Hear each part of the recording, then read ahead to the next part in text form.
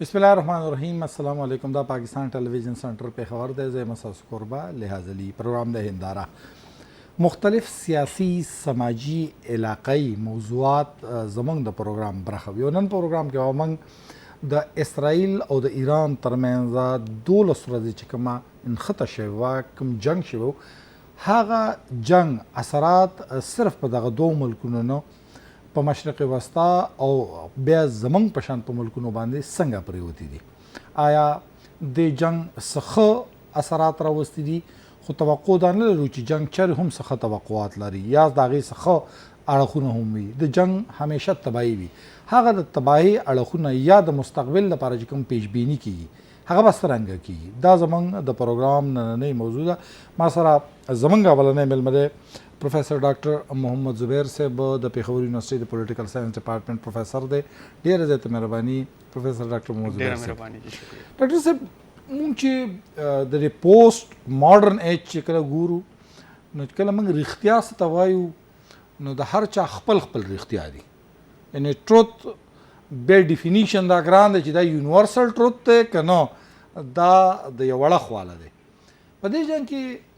ایران هم وایي چې ما وګټه، اسرائیل وایي چې ما وګټه. لږ تاسو راته وایي چا وګټه؟ مهرباني لیاز صاحب ټول نه وړاندې خو به زه دا ووایم چې د اسرائیل او د ایران چې کوم دا کانفلیکټ دی دا څه اوسنی نه دی. مونږ صرف په دې چې کوم ریسنټ دا یو کلاش شوی دی دا 12 ورځو دا جنګ چې شوی دی صرف دې کانټیکسټ کې به مونږ ګورو. د دې یو هسټري پاتې شوی ده او پرټیکولرلی 1979 نه پس چې کله ایرانین ریولوشن راغی او هغې نه پس یو خاص قسم رژیم په ایران کې د هغې حکومت راغی او انټي امریکن او انټي اسرائیلي پالیسیز چې کوم دي هغې اډاپټ کړل او تیوکریټک ګورنمنټ او ان ا وی مونږ ویلی شو چې لکه ډیموکراسي په هغه سینس کې هلته نشته چې څنګه په ویسټ کې ډیموکراسي پریویل کوي. خو د هغوی نه چې کله مونږ تپوس وکړو نو هغوی وایي چې نه دا خو د هغوی ډیفینیشن دی او هم د هغوی دپاره دی. دا د هغوی تعارف دی. څنګه چې تاسو په دې کوېسچن کې هم تاسو ووایئ چې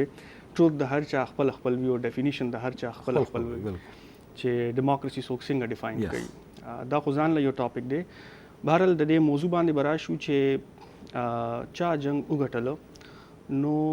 جنگ داسې شی دی لحاظ صاحب چې دا څوک هم ګټي نه او د فایده کلم نه وي، د نقصانات وي او هغه لانګ ټرم وي. مونږ غټ غټ جنګونه وګورو د ورلډ وار یا هغې نه پس ورلډ وار 2 یا هغې نه پس چې کوم جنګونه شوي دي په دې کولډ وار دوران کې کله هم د یو وار خوا چې هغه د یو ډیکډ لانګ ولې نه وي. ویتنام وار وګورئ تاسو ایران عراق وارو افغان وارو دا 10 سال 11 سال دا جنګونه چلیدل. خو دا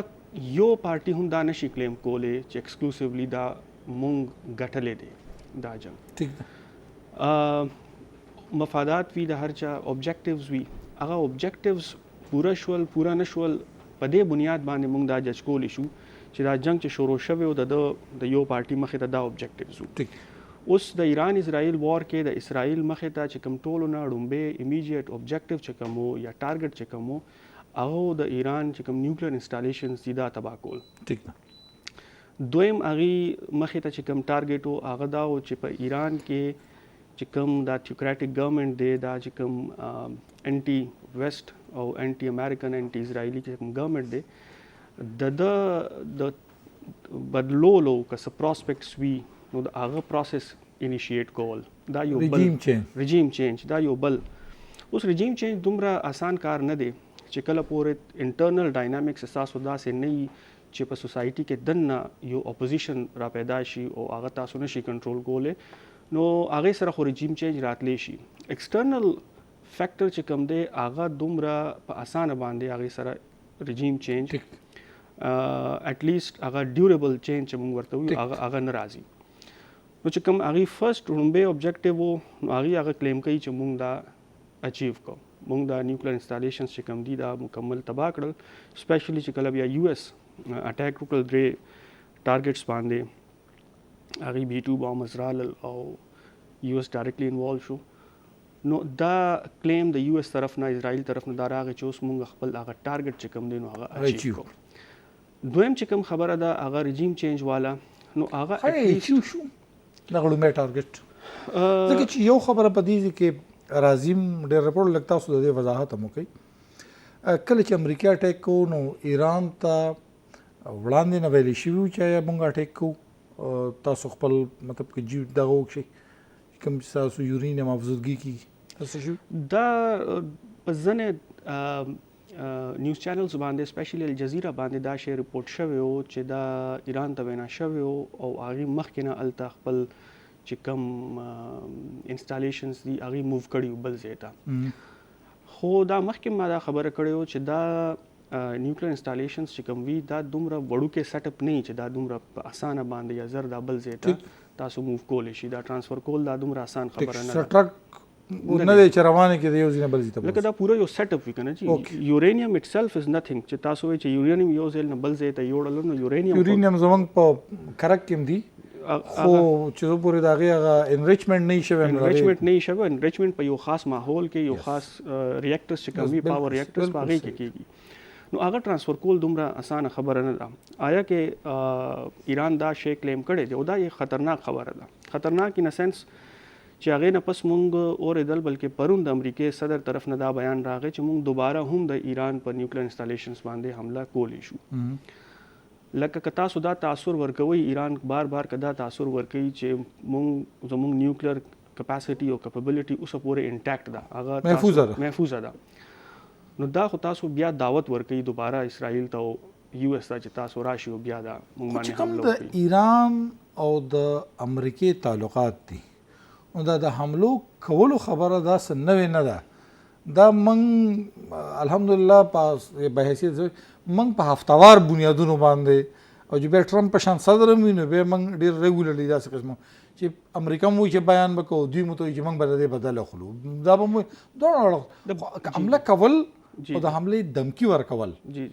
دا بیان حد پورې خو دا تاسو خبره ټیک وکړل چې دا څه نوې خبره نه ده. دا 1979 اونورډ وروسته 15 کالونه د ایران او د امریکې ترمنځ چې کوم روان دي لیکن ډایرکټ د ایران کې نیوکلیر سایټس ټارګټ کول بلکې نیوکلیر سایټس نه علاوه اني سایټ ټارګټ کول دا په د اولنې ځل شوی دی چې امریکا ډایرکټلی د ایران خلاف انوالو شوی دی او ایران طرف نه اسرائیل باندې حمله کول دا هم یو انپریسیډنټډ شی دی چې یو د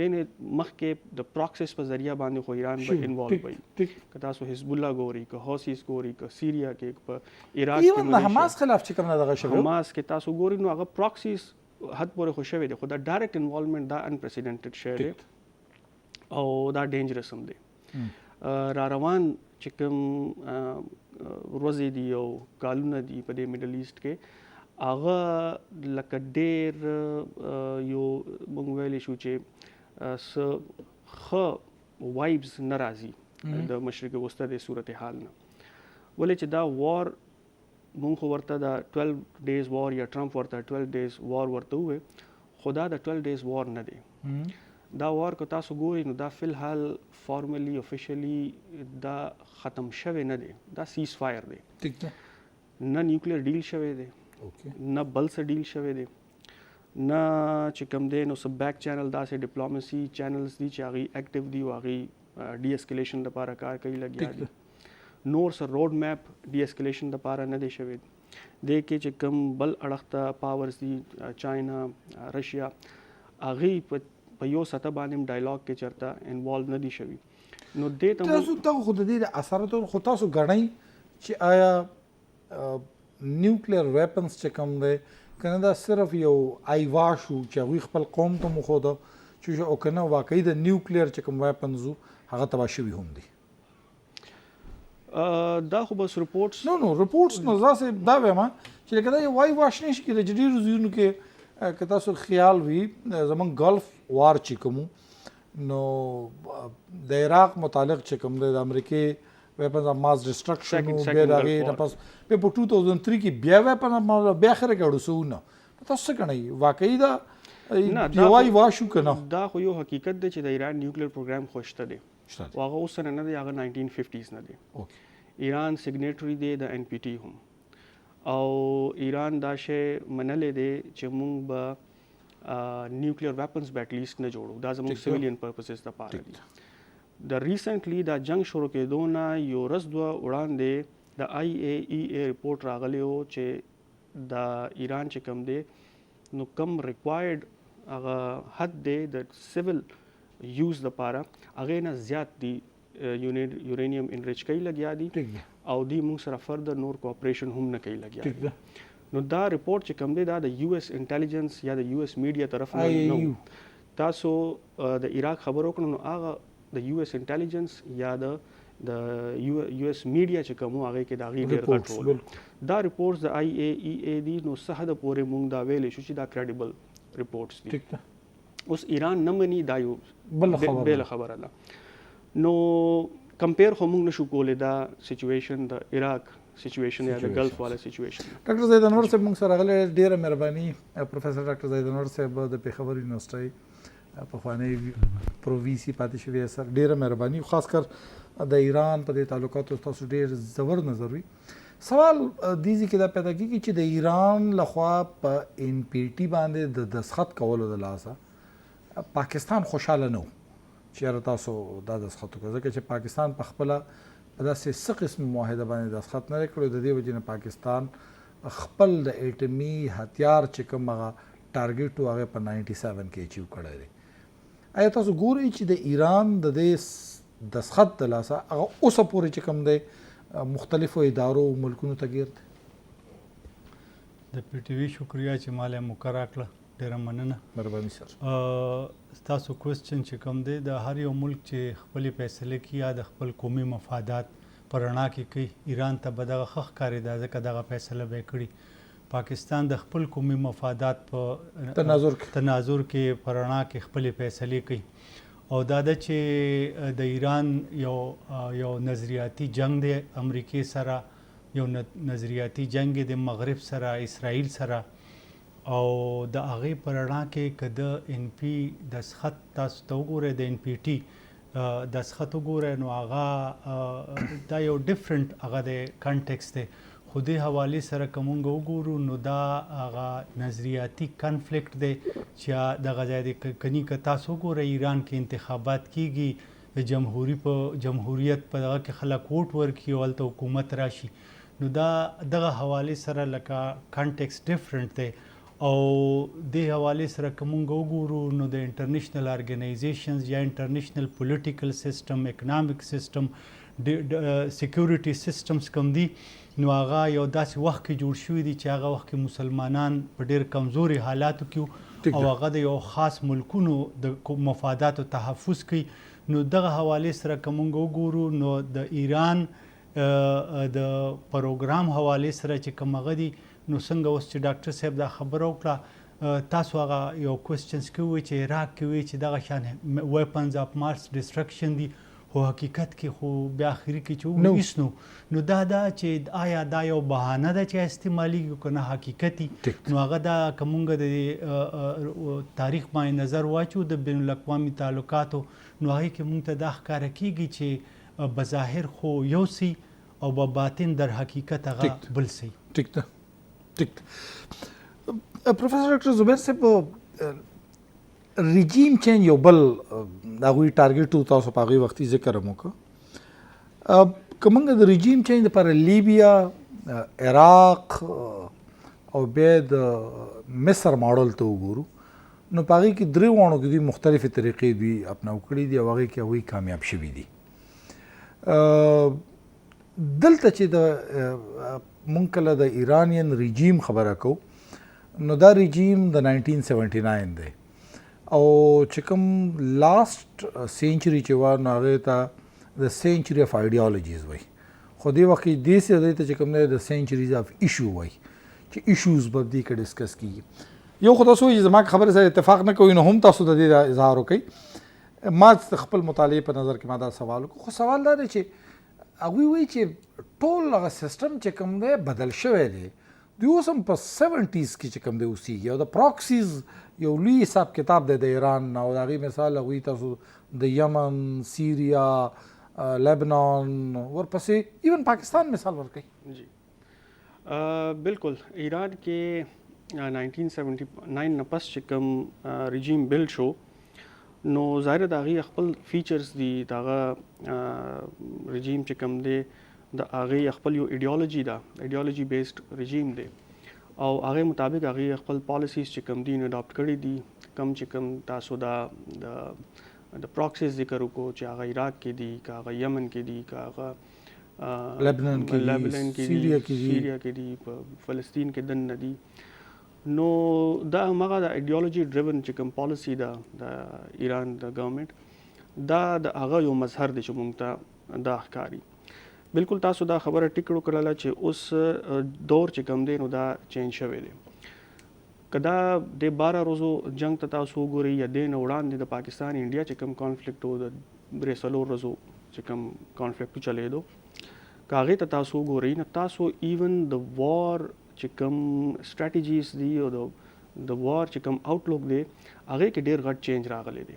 اوس دا هغه کنونشنل وارز نه دي بالکل ټیک او نه اوس دا د کولډ وار زمانه ده چې تاسو پراکسیز باندې به خپل کار چې کوم دی نو هغه به روان ساتئ څنګه چې یو اس اس آر به کولو اوس د ټیکنالوژي دور دی اوس د سایبر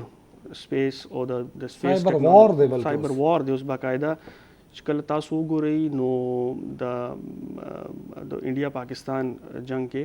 چې پاکستان کله انډیا ته په 2-3 ورځو کې ډېر غټ نقصان ورکو نو هغه بیسیکلی د دې ټیکنالوژي او د سایبر وار په ذریعہ استعمال دی وکړو نو هغې په ذریعہ دی ورکو ایران تاسو وګورئ بل اړخ ته نو ایران ایرفورس خو سره مونږ حسابولی نشو په سکه چې ایران ایرفورس د دې قابل دی چې هغه په جنګ جواب ورکړي حصه اخیستی شي ولې چې ایران کانسټنټلی یو پابندیانو لاندې تیر شوی دی هغې اسلحه او جهازونه او د هغه نشو پرچیز کولی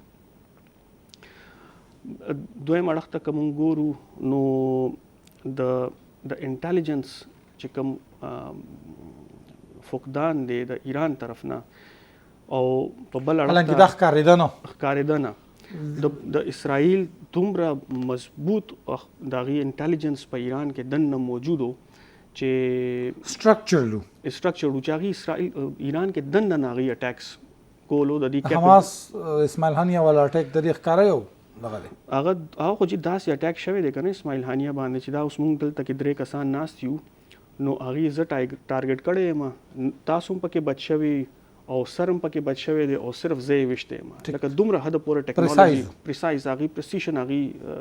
اچیو کړی دی نو دا د ټیکنالوژي وار دی دا د سایبر وار زمانه ده دې کې اوس مونږ د 20th سنچري پالیسیز چې کوم دي هغه ډېر حده پورې اوس مونږ نشو برقرار ساتلی بل په ملک کې دننه چې کله تاسو پابندیانې او سپریشن چې هغه تاسو هر طریقې سره جسټیفای کوئ هغه ډېر لانګ ټرم پورې اوس دا هغه زمانه نه ده چې تاسو دا سسټین ساتلی شئ سروایو وکړي په شارټ ټرم کې خو سروایو هم کو بلکې چې کله دا جنگ پیله دویم نو دا موجوده چې کوم حالات دي زه بلکې دا سوال زاهد انور صاحب تاسو ته ایران به موجوده حالات کې چې د ټیکنالوژي څنګه ډاکټر صاحب مثال ورکړ چې کوم حالات ته کوم ځای ته ورسېدل بل د ټیکنالوژي نه ډاکټر صاحب اوس دا سوشل میډیا ده کوم چې ذهنونه باقاعده بدلي مطلب ټیکنالوژي ټیک ده زه جنګ کې سنالم خو د هغې بل اړخ ته چې کوم د ایرانین رژیم خلاف او د هغې د تیوکریسي خلاف چې کوم هغوی راولي نو په هغې دپاره تاسو ګورئ چې ایران به سروایو وکړي دا ډېر اهم سوال دی اکچولی د اوسني کنفلیکټ کې خو رژیم چینج که مقصد نو هغه حاصل نشو هغې سروایو کړه بل دا ده چې کوم لکه د اوس د جنګ دا نیچر چینج شوی دی دا سایبر وارفیر سایکولوژیکل وارفیر بیگ ډیټا انټرنیټ آف تھنګس دا سیزونه دا د سوشل تاسو میډیا خبر وکړه د هغې ملیټري جرنیلانو ته مخکې نه په دې باندې میسیجز په پارسۍ کې راغلي چې تاسو ځان بچ کړئ مونږ ودن 24 اور ختمو نو دا داره چې کوم واتساپ شو یا دا نور ګروپ شو آیا دا مطلب چې یو تھریټ دی د حوالې سره یو ملک به اوس د پروګرام په وساتت سره په وایټ هاوس کې په واتساپ باندې په میسیجینګ پابندي ولګېدله نو دومره پورې. د حوالې سره لکه دا نیچر ډیر پیچیده شوی دی د جنگ په دې حالاتو کې که چېرې تاسو وګورئ نو فرست سټرایک سروایویبلیټي پاکستان لکه دلته ډرون ګرځېده خلکو یې ولې نه ولي نو پاکستان سوچ سمجھ کر د هغې هغه نه د فرست سټرایک سروایویبلیټي سروایو کړه او بیا یې خپل اټیک وکړو نو دغه لحاظ سره ډاکټر صاحب چې څنګه ووایي د ایران نه یو اداره چې انټیلیجنس لیبس حوالې سره خبره کلیر شوه چې دې کې احتیاط پکاري چې نور چې زمونږ کنسرن کمیداري دي هغه نورم خپل مطلب خیال ساتي د دې نه هټ کر بل دا ده چې که مونږ وګورو نو فرست سټرایک کې اسرائیل راغی هغې جازونو چې دی نو هغه متعلقه ټارګټس چې کوم هغه یې وویشتل او بیا د ایران ایر فورس په دې پوزیشن کې نو چې هغې بیا کاونټر کړی وی اسرائیلي اټیکس نو دې حوالې سره که مونږ وګورو نو دې جنګ کې ډېر څیزونه چې ایران ډیفنس حوالې سره کمی دي هم ښکاره شو خو بل حوالې سره که مونږ وګورو نو سروایو هم کړه ایران باندې پابندۍ دي سینکشنز دي او دا د اوس نه دي د ریولوشن نه والې تر اوسه پورې دي خو د دې نه هټ کر که مونږ وګورو نو د ایران د رشیا سره رشین فیډریشن سره هم تعلقات ښه دي چاینا سره هم تعلقات ښه دي نو دې حوالې سره لکه تر اوسه پورې خو رژیم چینج کې اسرائیل کامیاب شوی نه دی خو بل طرف ته د اسرائیل هم یو کمې مخې ته راغی چې هلته خلک چې دي زما خیال دی چې تړ پورې ډېر خلک د اسرائیل نه وځي ملک دغه ته وځي یورپ ته وځي ایسټرن یورپ ته ځي هغې نو دا چې لکه دې لحاظ سره وګورئ نو یهودیانو باندې هم ډېر ظلم شوی دی چې هغې راوستي دي او د فلسطینین میجارټي هلته یې چې نو هلته یې وله ملک ورکړی که چېرته یو جزیره ورکړی او په سکون به یې وخت تېره او ګیر چاپېر ته نه مسلمانان هغوی چې زموږ سروایول ډاکټر صاحب په دې کې دی نو دا د هغوی بلکې زه به تاسو د فراتاج حواله درکړم هغه وایي چې یاره په اسرائیل په عام شهري باندې رحم مه کوئ they are settlers they are not the countrymen دغه تاسو څنګه ووایئ نو لکه هغې اوس ډېر خلک ووتل د اسرائیل نه ځي نو دغه هم اسرائیل څنګه حالاتو کې عام خلک ژوند تیري نو دا هم یو کوېسچن دی نو ایران دا ثابته کړه چې د اسرائیل ډیفنسز هغه هم نه دي چې کومه پورې پروپیګنډه کې ده نو دا چې کوم د دې سچویشن کې مونږ وګورو نو 21 سنچري وارفیر ډېر کمپلیکس دی او څو پورې چې ستاسو سوال دی نو رژیم سروایو کړه تر اوسه سروایو کړله ډاکټر صاحب چې ګورو پابندیانې دي په ایران باندې آیا د هغې اکنامک پوزیشن به څنګه او بیا د هغې خاص کر زمونږ په شان د ملک سره تعلقات یا د ګیر چاپېره نورو ملکونو هغه څنګه سروایو کوي دا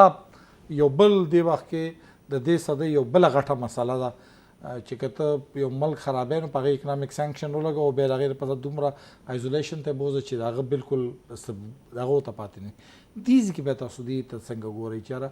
د اکنامک سروایول حالانکې زه چې خپل مارکیټ ته کله وګورم نو د کیچپ او د خمبیر پورې چې کوم دی میټیریل د ایران نه راځي دا که زه به داسې ووایم چې که ایران په ځای بل کنټري وی داسې پاکستان پرنګې کنټري وی یا بل داسې ډیولپینګ کنټریز کې څه وی نو دا وروستو 45-46 ایرز نه چې کوم سینکشنز دي په ایران باندې او که داسې وی نو دا سروایول ډېر ګران و دا بل کنټري دپاره ایران کې یو خو تاسو وګورئ نو هلته انټرنل د هغې انټیګریشن یا یونټي چې کوم دی په ایران کې دننه هغه ډېر زیات دی هغه د ګورنمنټ او د ماسس په منځ کې د الیټ او ماسس منځ کې چې کوم بانډ دی هغه ډېر سټرونګ دی او دا د یو رژیم سروایول دپاره ټولو نه بیسک شی وي چې ستاسو په عوامو کې جړلې چې کوم دي نو هغه څومره مضبوطې دي دویمه خبره ایران کې او د نور ډیولپینګ کنټریز کې چې کوم فرق دی هغه دی د اویل ایران چې کوم دی حالانکه دا ډېر حیرت انګیز خبره ده ایران دنیا کې دریم ټولو نه غټ اویل پروډیوسینګ کنټري دی ټیک ده د سعودي عرب او عراق نه پس چې کوم دی نو ټول نه غټ ریزروز چې کوم دي نو هغه ایران کې دي چې کوم اکټیولی هلته نه اویل روزي لګیا دی نو د ایران سروایول کې یو غټ میجر فیکټر چې کوم دی نو هغه د اویل پروډکشن سروایو نه کړل مطلب هلته یو رژیم آلریډي موجود د صدام سروایو نه کړل دلته سروایو کوي او دا تاسو چې کوم د اویل هغه دی نو په اویل کې خو دا هم ویل کېږي ټول نه زیات سمګلینګ هم د دوی دغه کېږي ایران عراق حواله تاسو ورکړو نو عراق کې نور فیکټرز هم انوالو وو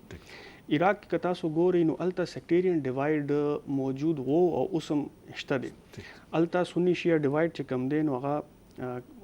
ایران په مقابله کې ډېر زیات دی ایران کې خو اوورولمنګ میجورټي چې کوم دی نو هغه شیعه پاپولیشن دی عراق کې خو یو هغه انټرنل فیکټر چې کوم نو هغه امریکا او ویسٹ چې کوم دی نو هغه نه فائدہ واغشتو. بل الته کې چې کوم د ګورنمنت او د ماسز چې کوم بوند هغه ایران په مقابله کې ډیر کمزور یو. الته ډیر ټایم نه د صدام حسین یو اتھارټیرین رول او رژیم او بلا مخالفین چې کوم دي نو هغه وجلی وو جیلونو کې اچولی وو. نو یو ریزنټمنت چې کوم دی په سوسایټي کې دنه موجودو. نو هغه نه هم امریکا او ویسٹ چې کوم دی برتانیا هغه نه هغه فائدہ چې کوم دی نو چته کړل. ایران کې هغه شی نه دی. دلته پرو ایران او الته پرو پرسنلو داسې ویل شي ورته. بل عراق چې کوم دی نو هغه کمپلیټلی مونږ ګورو نو میډل ایسٹ کې دی چې کوم غیر چاپیر ټول کنټریز وو هغه کې میجورټي هغه کنټریز وو چې د یو اس انفلوئنس لاندې دي. ٹھیک ده. په ایران کې مونږ ګورو نو ایران هغه څه په میډل ایسٹ کې نه راځي دا پرشین ګلف دی او ساوث ایشیا سره هم کنیکټډ دی. بیا ایران چې کوم دی خپل فارن پالیسی داسې ډایورس ساتلې دی چې انډیا سره هم تعلقات ښه ساتلي دي اوور د ایرز. هغه پاکستان سره هم بد نه دي تعلقات. ټیک دی اپ اینډ ډاون راغلي دي خو اورال خپاتې شوي دي. بل څنګه چې سر خبرو کول چې هغه رشیا او چاینا سره هم چې کوم ډیر ښه تعلق ساتل یو سټریټیجیک تعلق هغه سره هم ساتلې دي. اکونومیک تعلق ساتلې دي. چاینا چې کوم دی نو ډیر غټ خپل چې کوم برخه ده د اویل امپورټ هغه د ایران نه کوي. نو دا هغه فیکټرز دي چې د دې په وجه ایران سروایو وکړلو او مخکې مونږ ته داسې ښکاري چې دا دومره ایزي ټارګټ نه دی چې هغه اچیو کړي. ډاکټر صاحب نور څه چې مونږ کله د ایران د اکونومیک سروایول ته ګورو مونږ ته خالص یو مذهبي ملک ښکاري ځکه چې د هغوی ټولو مشرانو خپل هغه د شیعیزم والا چې کوم دغه دی هغه اچولی وي لباس او په هغې کې ښکاري مونږ ته. خو بیا چې مونږ کله ګورو د اکنامک سروایول کې نو د ایران د ارمینیا سره ښه تعلق دی. د 90% نه اباو شیعس چې کوم دی هغه په اذربایجان کې د هغوی سره نه دی. ارمینیا خالص په هغه ملک دی چې کرسچن دی لکه بای ریلیجن هغه کرسچن دی. د اکنامک سروایول لپاره خو بیا هغه هم کوشش کیل ته. دا تاسو ډېر هم سوال وکړو. دې حوالې سره که موږ وګورو څنګه چې ما مخکې عرض وکړو چې یو ملک کم پالیسي جوړي نو د قومي مفاداتو حوالې سره جوړي. څنګه چې تاسو ووایئ نو دا ما هغه دی چې 70% اذربایجان چې کم دی نو هغه اهل تشیع دي. دا ده چې ایران د حوالې سره مونږ وګورو نو دا واقعي چې ارمینیا خو پریډامیننټلی کرسچن هغه دی. خو دا ده چې انټرنیشنل پالیټکس کې تاسو وګورئ نو دغه حوالې سره چې فرینډشپ او انمیټي دا ډیټرمنټ کیږي په نیشنل انټرست قومي مفاداتو حوالې سره. څو پورې چې تاسو د هغوی د لباس خبره وکړه نو دا هر چا خپل کلچر دی. یو تیوکریټک دی خو شیعه دی او د هغې باوجود دا ده چې دا تاسو کوم لفظ استعمالوئ تیوکریټک هغه لکه دا هغوی خو خپل ځان ته تیوکریسي یا تیوکریټک ګورنمنټ نه وایي خو هلته ځان ته ډیموکریټک ګورنمنټ وایي. نو دغه لحاظ سره دا سپریم لیډر حواله راشي دغه حوالې سره هغوی هغه دی. او خدا ده چې اوس چې کوم ډیولپمنټ شوی دی نو دې ته ایران ته ډیر زیات لکه یو غټ دچکل رسېدلی ده چې هغوی به دغه ډیمیجز کور کولو لپاره به ټایم اخلي. بلکې تاسو وګورئ نو خطره تر اوسه پورې لرې شوې نه ده. که موږ عراق حوالې سره وګورو فرست گلف وار کې صدام سروایو کړې وه خو دویم کې چې نو بیا چینجز ډېر زیات رالل. نو دا ده چې خطره اوس هم شته او ډېر د احتیاط ضرورت دی. د دې نه هټ کر که موږ وګورو نو لکه خبره دا نه ده چې د صدام حسین ډیکټیټر او که ډیموکریټک و هغه بنیادي طور په میډل ایسټ کې د اسرائیل مفاداتو ته تریټ و نو هغه تریټ هغوی ختمو. د هغه یو ډېر سټرانګ آرمي و هغه ختم کو. لیبیا تریټ وایي ختم کو. سیریا تریټ وایي ختم کو. دغه شان هغوی ایران ته فلحال د سچویشن کې که تاسو وګورئ نو میډل ایسټ کې حالات ډېر زیات چینج دي. نو ډېر د کیرفل ټریټمنټ ضرورت دی دې حوالې سره د میډل ایسټ د پالیټکس او ضرورت د دې خبرې چې ایران وګوري چې زما اصل کې دوستان څوک دي دشمنان څوک دي. ضرورت د دې خبرې دی چې ایران پاکستان سره تعلقات ښه کړي او انډیا چې کوم لکه د چابهار استعمال او یا د ایرانی پاسپورټ باندې د هغوی کوم ایجنټس په پاکستان ته بلوچستان ته راتلل. بلوچستان کې چې کوم کلبوشن هغه چې کوم بلوچستان کې کوم دهشتګردي کوي سپا انډیا پکې انوال ده نو دغه حوالې سره ایران او پاکستان لا کوشش پکار دی چې یو بل سره تعاون وکړي او مطلب دا چې دا کامن تھریټس چې دی هغه ټیکل کړي یو بل سره مدد وکړي ځکه که تاسو ګورئ انډیا چې په بلوچستان کې څه کوي نو هغې ته هغه دهشتګردي نه وي خو که پاکستان فریډم فایټ په کشمیر کې سپورټ کوي نو انډیا ورته هغې ته ټیرریزم وي هغه یو پښتو یو شاعر دی وایي ستا د باغه خاپیري دي او زما د بیرې هغه پیریان دي نو دغه سیچویشن کې مونږ هغه یو نو دې کې ضرورت د دې خبرې دی چې مسلمانان اتفاق او اتحاد وکړي او خپل چې کم کامن تھریټ دي هغه ټیکل کړي. ډاکټر زبیر صاحب چې مونږ کله ګورو د ایران پراکسی ته نو په هغې کې یو د اسرائیل لپاره مین په دې وخت کې تھریټ چې کوم دی هغه د حماس موجودګي ده په فلسطین کې. د ټرمپ دې بیان ته بیا تاسو څنګه ګورئ چې یو هغه تاسو ته پته بلا بیانونه ورکړي په هغې کې یو د فلسطین متعلق دی او فلسطین متعلق وایي چې یاره سعودي عرب او متحده عرب امارات ته بدل ته چې کوم دی د دې د اقتدار یو قسم له حواله شي او بیا به چې کوم دی مخکې به زمونږ ټولو تعلقات چې کوم دی دلته ښه شي او مطلب حماس به د دې نه قطر ته یا هغه ځای ته شفټ کړلی شي. آیا دا یو مفروضه ده که نه تاسو ګورئ دا په مستقبل کې کیدی شي او د ایران سره به بیا د دې دغه څنګه ریلنګ کې چې څنګه یو خو څنګه تاسو خبر وکړه چې پریزیډنټ ټرمپ چې کوم دی نو د هغې خبرې چې کوم وي نو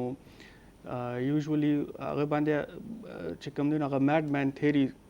اپلای کېږي چې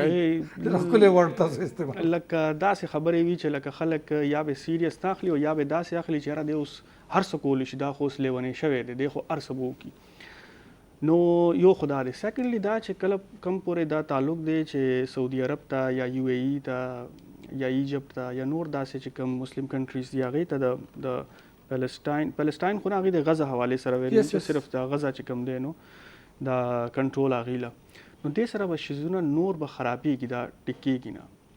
یو خو په د عرب کنټریز کې خپله چې کوم هغه عرب یونټي ده هغه ډېر زیات ډیمیج شي د دې خپلو کې چې کوم پرو ویسټ او انټي ویسټ چې کوم ګورمنټس دي په هغې درمیان چې کوم تعلقات دي نو هغه به خراب شي. بل د فلسطینین چې کوم د سوورنټي ده د فلسطین د خلکو چې هغې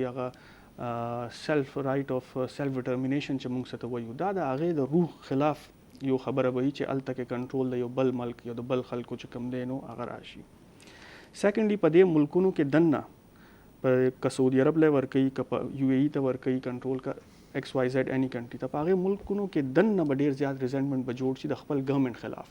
چې دا تاسو د ویسټرن پراکسیز رول پلی کوئ لګیا یې. بل چې مونږ ګورو نو دې سره چې کوم دی په دې ریجن کې مزید چې کوم دی نو دا ملیټنسي دا ریډیکلزم دا ایکسټریمزم د دې او د کوم دا ملیټنټ ګروپس دي حماس په شانته کې چې کوم اوس موجوده حالات دي هغې کې خو دوی خپل طرف نه ختم کړل. که داسې څه موو راغی نو دا ملیټنټ ګروپس چې کوم دي نو دا دوباره به دا ریوایو شي او الټه به دا شی کاونټر پروډکټیو بشي چې کم دی اوس وایي چې دا مونږ یو سټیبلایزیشن دپاره سټیبلیټي دپاره دا موو اخلو دا به الټه دا کاونټر پروډکټیو بشي. نو زما نه دی خیال چې داسې پریکټیکلی او بیا انټرنیشنل لا خلاف دی دا تاسو څنګه د فلسطین د خلکو د مرضي د خلاف تاسو یو دومره غټ سټیپ اخیستی دا یو مین ریزن. ډاکټر صاحب همدغه سوال زه تاسو نه وکړم چې آیا تاسو ګورئ مطلب در چې کوم ایران 12 ورځو جنګ وشو به داسې قسمه تجاویز راځي میډل ایسټ کې به چې کوم تاسو ګورئ سټیبیلیټي څه به راشي که نه تاسو ګورئ چې حالات وختي تاسو د ډېر خطرې اشاره ورکړه چې یاره د صدام حواله چې کله تاسو ورکړو تاسو چې 2003 کې بیا سچویشن بالکل بدل دا کوم خبره دی که خو مختلف خبرې کېږي یو کدام کېږي چې فلسطینیان به هغه ځای نه وښکلي شي او دوی به جارډن کې هغه شي جارډن ته به راولي شفټ به کړي. خبره دا ده چې د اوسني کنفلیکټ چې کوم دی د ریسنټ که د انډیا د پاکستان کنفلیکټ یو که د میډل ایسټ د اوس کنفلیکټ دې کې یو خبره ډېر کلیر ده چې انټرنیشنل پالیټکس کې اوس هم چې هغه مایټ از رایټ والا خبره ده او چې د چا زور د هغې کور یا خبره ده ځکه چې انټرنیشنل لا وایلیشن وشو یونایټډ نیشن هلته دی هلته چې هغې کې د اسرائیل خلاف چې دا اسرائیل کوم دنیا مني چې اسرائیل کوم فلسطینیانو سره کوي دا جینوساید دی ایتنیک کلینزینګ دی انجسټس دی انټرنیشنل لا وایلیشن دی په دنیا کې یو اداره نشته چې اسرائیل رامنې کړي نو دا انټرنیشنل ارګنایزیشن یا ریشنل ارګنایزیشن یا چې دا دونه غټ د وزډم د ویسټرن سیویلایزیشن چې د وزډم نه ډک دی څوک هم نشته چې هلته کوم په یورپ کې په امریکا کې چې زناورو ته کوم حقوق حاصل دي فلسطینیانو ته انسانانو ته هغه حاصل نه دي نو دې حوالې سره د انټرنیشنل سیسټم که موږ وګورو نو هغې کې موږ ته څه داسې خامې ښکاري چې هغه پولیټیکل ایشوز خاص کر لکه دغه حوالې سره اسرائیل چې کوم څه کوي نو اسرائیل د منې کولو څه هغه نشته نو دې حوالې سره دا ده چې د میډل ایسټ کې مسلم کنټري شو یا ویسټرن ایشیا کې که ایران شو که مسلمانان شو که OIC لیول باندې دی خپلو کې متحد شو او د هیومن او د نیچرل ریسورسز تحفظ وکړي شو هغه دا کني انټرنیشنل ارګنایزیشنز داسې نشته چې د دې د ایسټس د دې د انټرست پروټیکشن وکړي دا هغه څنګه چې ویل شو چې 12 ورځې جنگ صرف د 12 ورځو پورې نه بلکې د دې اثرات په ټول ریجن باندې دي آیا په راتلونکي وخت کې د اسرائیل عملیات یا د هغې ټارګټ صرف تر ایران تر حده پورې دی که دا نور هم غځولی کېږي او سازشي نظریې په دې کې بار بار د پاکستان د نوم هم اخیستلی کېږي خو نه پاکستان دومره کمزوری دی چې دومره ترنواله به ثابته شي چې یاره دومره زر طریقې سره به د هغې ټارګټ کړلی شي زما د پروګرام دوه میلمانو پروفیسر ډاکټر زاهد انور صاحب ستاسو ډېره مهرباني پروفیسر ډاکټر محمد زبیر صاحب ستاسو ډېره مهرباني پروګرام او وخت سره ته ورځې خپل قربا له حاضري له اجازه ورکړئ د الله په امان